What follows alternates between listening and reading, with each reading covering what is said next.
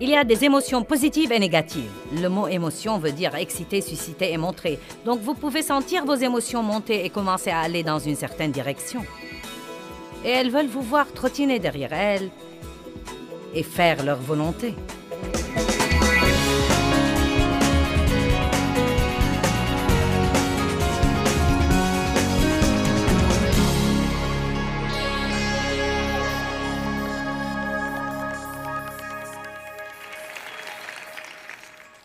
Je veux vous parler ce matin simplement, mais profondément de l'importance d'être stable. Stable, digne de confiance, fiable, sans des hauts et des bas dans vos humeurs et vos engagements, mais stable, sans laisser vos circonstances vous dicter ce que vous devez ressentir et faire, mais rester stable. Bâtir votre vie sur le roc qui est la parole de Dieu, qui est le Christ lui-même. Je crois que nous voulons être stables avant tout pour honorer Dieu. Nous voulons que Dieu puisse compter sur nous. Mais je crois aussi qu'il y a d'autres choses liées à la stabilité que nous ne comprenons peut-être pas. Par exemple, je crois que beaucoup de gens ont beaucoup de capacités, de merveilleux dons et talents et facultés. Ils ont des rêves et des visions. Ils se voient faire des choses. Ils croient qu'ils sont appelés à faire des choses.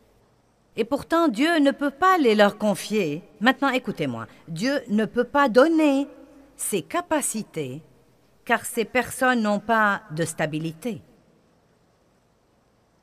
Plus nous sommes stables, plus Dieu peut nous permettre d'utiliser les capacités qu'il nous a données.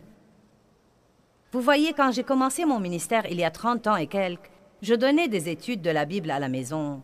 Pendant 5 ans à environ 25 ou peut-être 30 personnes les mardis soirs.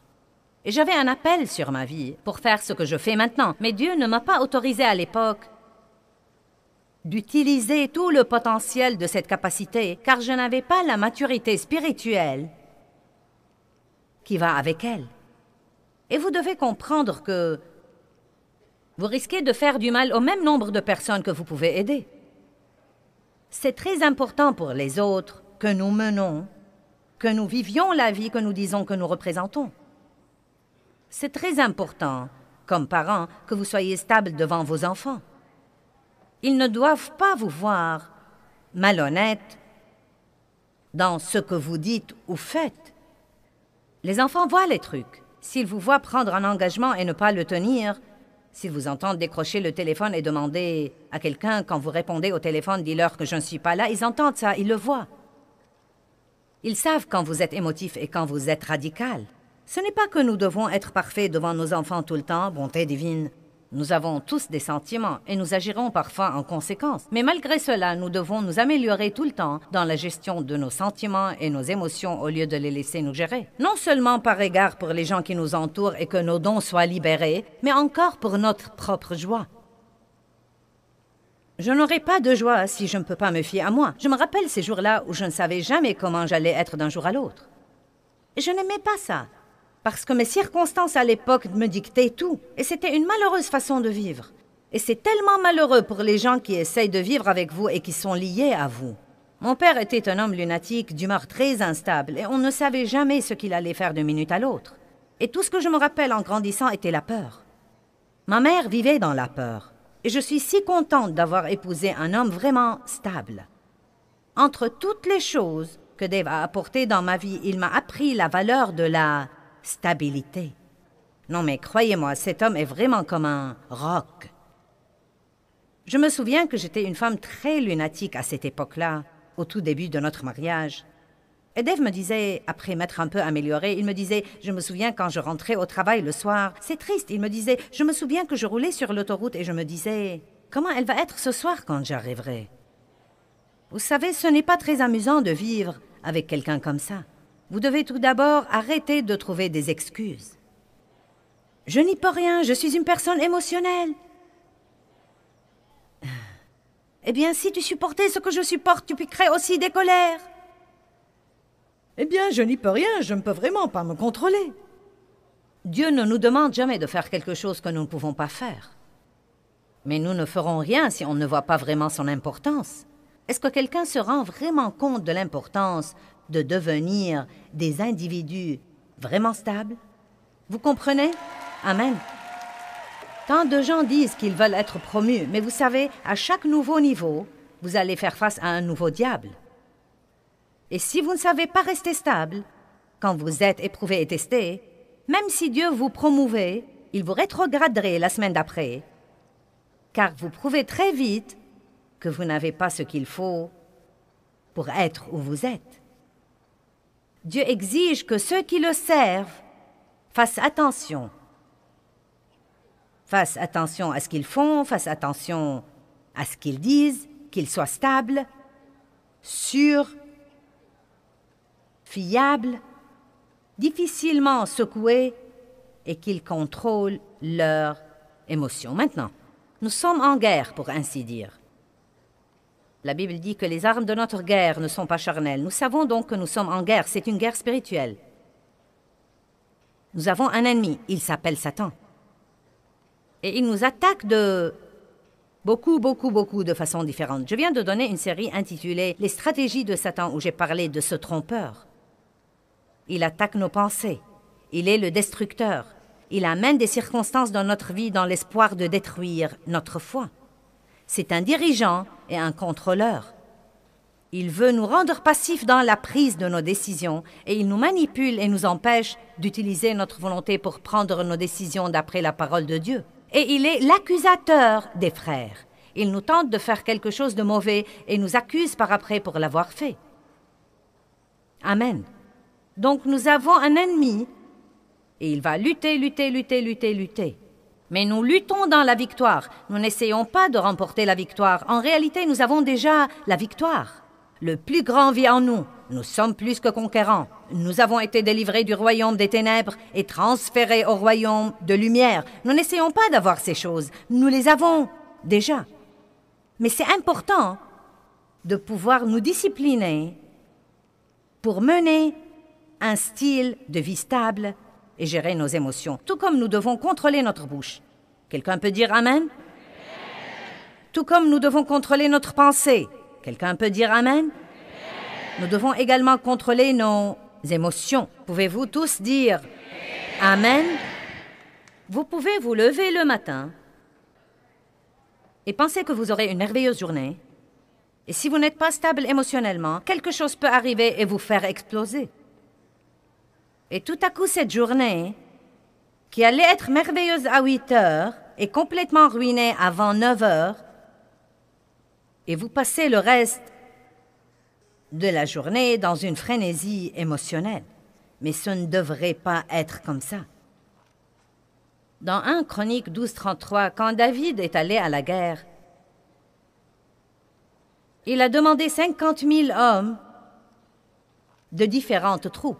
Mais quand il a envoyé ses leaders pour les assembler, il leur a dit 50 000 hommes qui soient dignes de confiance, fiables et stables. J'aimerais savoir comment il a trouvé ces 50 000 hommes. Je ne sais pas comment on peut en trouver 50 000 aujourd'hui.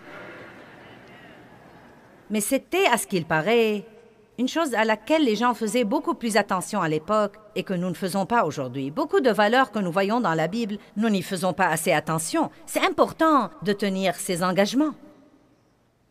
Ne les faites pas et n'y manquez pas sur un coup d'émotion. Vous savez que votre parole est votre honneur. Et si vous dites que vous allez faire quelque chose, vous devez le faire. C'est important que nous ne soyons pas menés par nos émotions. Nous achetons des choses et nous disons des choses sur un coup d'émotion. Nous prenons des engagements et nous manquons à nos engagements sur coup d'émotion. Nous sommes en guerre et les seuls qui vont gagner cette guerre sont ceux qui sont stables. Proverbe 25, verset 28 est un verset merveilleux. Nous allons vous le mettre sur l'écran. L'homme qui ne gouverne pas son esprit est comme une ville en ruine et sans murailles. Maintenant, dans l'Ancien Testament, toutes les villes étaient entourées de murailles, car ces murailles étaient leur protection. Et quand ces murailles étaient détruites, la ville devenait ouverte à l'ennemi.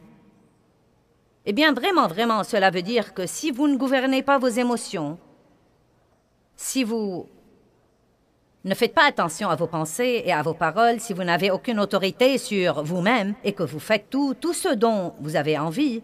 Vous serez donc comme une ville en ruine et sans murailles. Qu'est-ce que cela veut dire? Vous êtes grand ouvert à l'ennemi. Nous pouvons éviter beaucoup d'ennuis que nous avons avec Satan. J'ai dit que nous pouvons éviter beaucoup d'ennuis que nous avons avec Satan simplement si nous arrivons à maîtriser ses émotions et si nous arrêtons de les laisser nous gouverner. Pourquoi croyons-nous que parce que nous ressentons une certaine émotion, nous devons réagir à ça? Nous ne sommes pas obligés. Je me souviens que je piquais des colères avec mes enfants et que j'étais exaspérée parce qu'ils mettaient du désordre dans la maison. Mais vraiment, c'est moi qui étais en désordre et j'étais vraiment frustrée. Toutes les petites choses me faisaient exploser et je criais « Ah !» Je sais qu'aucun d'entre vous ne fait ça. Mais peut-être qu'il y a quelqu'un qui nous regarde à la télé qui a besoin d'écouter ça. Puis j'avais mes crises de larmes et je m'apitoyais sur moi-même après avoir tempêté et crié après mes enfants. Et ils pleuraient tous et ils étaient blessés. Oh Dieu, je suis désolée, mais je n'y peux rien. Je ne sais pas ce qui ne va pas chez moi. Je me mets très en colère et je n'y peux rien. Et Dieu m'a appris que je pouvais rester calme si je le voulais. Il m'a donné l'exemple suivant. Si ton pasteur se montrait à la porte en ce moment, tu surmonterais ta crise et tu le feras en 1 seconde. Et avant d'arriver à la porte d'entrée, tu serais complètement différente. Eh bien, le Seigneur soit loué! Gloire à Dieu! Et je dis aux gens tout le temps, si vous étiez dans une de vos crises derrière les portes fermées et que je me montrais, vous changeriez tout de suite. Donc nous pouvons nous contrôler. Et tant que nous ne croyons pas ça, rien ne va changer. J'ai dit que nous pouvons nous contrôler. J'ai dit que nous pouvons nous contrôler. Et tant que nous ne croyons pas ça, rien ne va changer. Pourquoi, d'après vous, nous devons nous contrôler devant quelqu'un que nous voulons impressionner? Mais à la maison, derrière les portes fermées, et avec les personnes que nous devons traiter le mieux et nouer les meilleures relations avec, nous agissons comme une personne différente. Parce que nous croyons que ces personnes doivent nous supporter. Vous devez honorer vos familles. Vous devez honorer les personnes envers lesquelles vous êtes engagés. Philippiens 1, 28. Ne vous laissez aucunement, pas un seul instant, effrayer ou intimider en quoi que ce soit par vos ennemis ou adversaires, car une telle constance, cela veut dire stabilité et intrépidité, sera un signe clair et une preuve pour eux, vos ennemis, de leur imminente perdition, mais un signe sûr et une preuve de votre délivrance et salut, et cela de la part de Dieu. Donc il y a 2 forces différentes qui nous observent. Le diable nous observe et Dieu nous observe. Et quand nous faisons face à une circonstance, nous avons un choix à faire, soit nous mettre en colère, soit rester en paix. Les 2 côtés observent. Ce passage dit que si nous restons en paix, le diable saura que ses jours sont pratiquement finis. Vous voyez, il vous provoque pour vous exaspérer, mais s'il ne peut pas vous exaspérer, il ira déranger quelqu'un d'autre qu'il pourra exaspérer. Donc l'ennemi vous observe, et quand vous êtes constant et intrépide, c'est un signe clair pour lui de sa destruction imminente. Mais cela dit aussi à Dieu. Il dit à Dieu que vous vous fiez à lui. Nous avons beau dire que nous nous fions à Dieu, mais si nous sommes exaspérés tout le temps, c'est que nous ne nous fions pas à Dieu. Mais quand il voit que nous nous fions à lui, c'est un signe clair pour lui que c'est l'heure de notre délivrance. Regardons le verset 29. Philippiens 1, 29. Parce qu'à vous le privilège a été donné par rapport à Christ, non seulement de croire en lui, d'adhérer à lui, de compter sur lui, de vous fier à lui, mais encore de souffrir pour lui. Oh là, oh là, oh là, oh là, attends 1 minute, Sir Joyce. Non, je ne veux pas parler de ce mot souffrance. Bien des fois, je ne lis que Philippiens 1, 28 quand je prêche ceci, et Dave me dit toujours par après, tu aurais dû lire le verset 29 aussi. Donc je ne veux pas entendre une réprimande quand je finis. Donc j'ai lu le verset 29. Et voilà l'essentiel. Si nous restons stables, c'est vraiment la vérité. Si nous restons stables, en attendant notre délivrance, notre chair va souffrir parce que Parce qu'il y a une partie de nous qui veut vraiment faire quelque chose. Nous voulons dire quelque chose. Nous voulons avoir cette petite crise de colère. Nous voulons que les autres sachent que nous n'allons pas supporter ça. Et tant que vous vous occupez de vous-même, Dieu reculera et dira « Fais-moi savoir quand tu auras fini. » Mais si nous pouvons rester en paix et dire « Dieu, je crois que tu travailles en ce moment. Bien que je ne vois pas encore un changement, je crois que tu travailles. » Vous avez le privilège non seulement de croire en Christ, mais encore d'endurer un peu de souffrance en attendant sa délivrance, car c'est ces moments difficiles qui nous font grandir spirituellement. Le jour où vous restez ferme et vous restez stable, bien que vous n'ayez pas eu votre exaucement, vous grandissez spirituellement en ce jour-là. Amen. Je sais que nous voulons notre exaucement, mais sachez que vous croissez dans les moments difficiles et non pas dans les moments faciles. Dans les bons moments, vous jouissez de la croissance acquise. Dans les moments difficiles. Il y a des émotions positives et négatives. Le mot émotion veut dire exciter, susciter et se montrer. Donc vous pouvez sentir vos émotions monter et commencer à aller dans une certaine direction. Et elles veulent vous voir trottiner derrière elles et faire leur volonté. Vous pouvez apprendre à reconnaître ces émotions. Et quand elles commencent à monter, vous pouvez littéralement leur dire non et les réprimer. Vous allez sûrement les ressentir, mais vous ne devez pas du tout leur obéir. Est-ce que quelqu'un croit-il ce que je dis? La colère est une des émotions négatives les plus fortes. Nous sommes d'accord là-dessus. La colère est une émotion négative très forte. Et vous pouvez avoir 50 occasions par semaine pour être offensé et vous mettre en colère. Mais il ne faut pas rester comme ça. Vous pouvez soit vous offenser, soit non. L'excitation est une des émotions positives. Nous aimons tous être excités. Il n'y a pas de mal à être excité, mais il y a une chose à laquelle vous n'avez peut-être jamais pensé. L'excitation extrême. L'excitation, qui n'est pas encore disciplinée, peut vous pousser parfois à penser à des décisions et même vous pousser à prendre des décisions d'après cette excitation qui peuvent vous causer beaucoup de problèmes par après. Car si nous prenons des décisions sur un coup d'excitation, qu'allons-nous faire quand nous ne sommes plus excités? Car vous n'allez pas garder ce niveau d'excitation. Maintenant, je sais ça. Je le crois. J'essaie de vivre en conséquence. Mais il y a 2 semaines environ, je me suis emballée pour quelque chose. Et je me suis laissée trop emballer. Et j'ai commencé à prendre des décisions qui n'étaient pas pleines de bon sens. Et la chose que je faisais était une bonne chose et c'était une chose de Dieu. J'essayais d'aider quelqu'un. J'aime beaucoup aider les autres. Et je ne dis pas ça pour me vanter, car j'ai passé beaucoup d'années à ne vouloir aider personne à part moi-même, donc Dieu m'a certainement changé. Et je peux dire qu'une de mes plus grandes joies vient d'aider les autres. Je m'en réjouis vraiment, je m'en réjouis. Je me sens tout excitée quand je peux rendre quelqu'un heureux. Je me réjouis quand je peux mettre un sourire sur les lèvres de quelqu'un. J'aime faire que les choses se produisent pour les gens qui les veulent et qui n'ont peut-être aucun moyen de les avoir, à moins que quelqu'un d'autre ne les aide. J'aime permettre à Dieu de rendre les gens heureux à travers moi. Et je sais que beaucoup d'entre vous aiment ça aussi. C'est une chose merveilleuse. Donc, j'aime aider les gens et cette personne que j'essayais d'aider était quelqu'un que j'aime vraiment de toute façon. C'est un de mes 4 enfants et donc j'ai vraiment exagéré. Et donc, j'étais tout excitée au sujet de l'aider. Non, mais je passais tout mon temps à élaborer cette chose et à faire tout mon possible pour qu'elle se produise d'une façon ou d'une autre.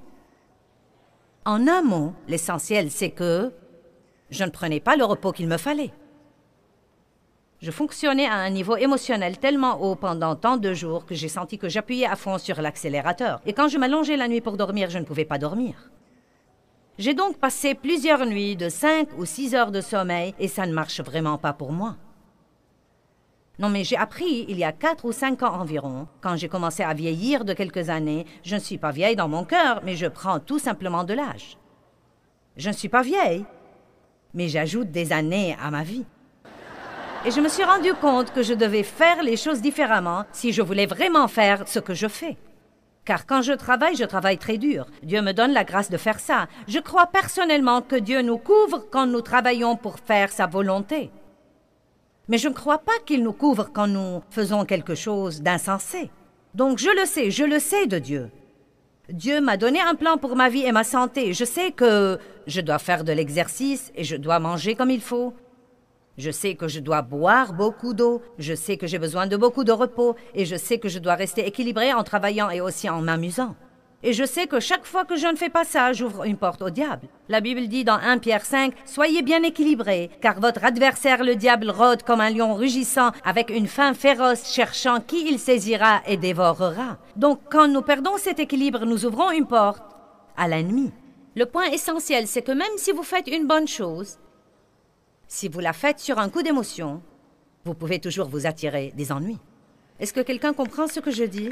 Donc, ce n'est pas seulement les mauvaises émotions qui peuvent nous attirer des ennuis, mais aussi les bonnes émotions non contrôlées peuvent nous attirer des ennuis. Eh bien, Pierre était un homme facilement secoué. Et pourtant, Dieu a fini par utiliser Pierre d'une façon puissante. Donc, la bonne nouvelle, c'est que, alléluia, nous pouvons changer. N'est-ce pas une bonne nouvelle? Donc, même si vous avez tendance à avoir beaucoup d'émotions, si vous avez tendance à avoir beaucoup de hauts et de bas, si vous avez beaucoup de mauvaises habitudes sur ce plan, si vous avez laissé vos émotions vous gouverner et vous contrôler, aujourd'hui est le jour de prise de décision. Aujourd'hui est le jour où vous pouvez décider.